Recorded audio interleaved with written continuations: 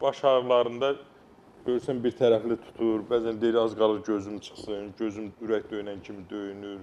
Ağrının şiddətindən bilmirəm nə edeyim, nə qədər əvvəl kömək eləyirdi ağrı kəsilər, indi eləmir. O da yenə də gəlirlər, biz onu o baş ağrısından azad edirik.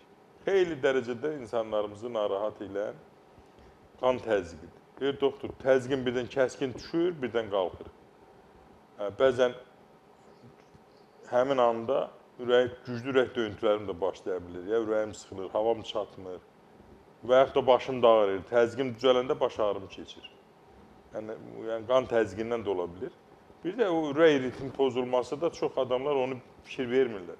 Bəzi adamlarda, bunu yadda saxlayın, ürək döyünəndə, aritmiya olanda səs yüngül öksürək kimi gəlir, boğazını artdır, səs edir.